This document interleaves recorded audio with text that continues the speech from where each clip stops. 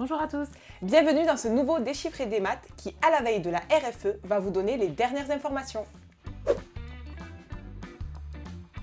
Il ne s'agit plus de se demander si la réforme va être poussée, mais bien de s'assurer que son organisation, ses flux et son système d'information sont prêts. D'ailleurs, un décret a été publié fin juillet, précisant le rôle des plateformes agréées, comment faire pour changer de plateforme et les formats électroniques attendus par cette réforme.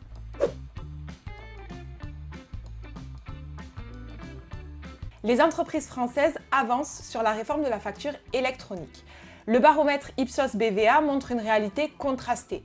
87% des dirigeants ont entendu parler de la réforme.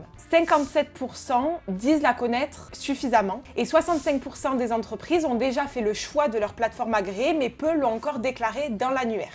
Autrement dit, la prise de conscience est là. Mais il reste encore un cap important à franchir à la veille de la mise en place de la première phase de cette réforme. Le mieux est d'avoir déclaré sa plateforme agréée, mais la DGFiP exprime une période de tolérance au démarrage. Une entreprise va devoir prouver qu'elle est dans une trajectoire de mise en conformité. L'administration va donc distinguer 3 cas.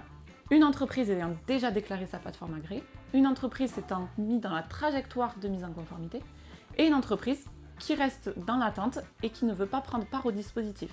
C'est ce dernier cas d'entreprise qui peut risquer des sanctions financières par l'administration. Dans le cadre de la RFE, la DGFiP n'est pas la seule administration qui aura accès aux informations.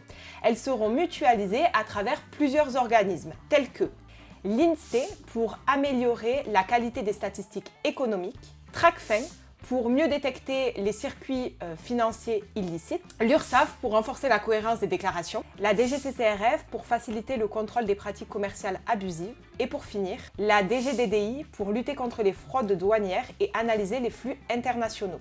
Vous l'aurez compris, la RFE, ce n'est pas uniquement une question d'émission et de réception des factures. Elle va permettre de renforcer la qualité, la fiabilité et la sécurité des données transmises. Nous espérons avoir répondu à toutes vos questions autour de la RFE. On se retrouve en septembre pour un nouvel épisode. Et d'ici là, passez un bel été.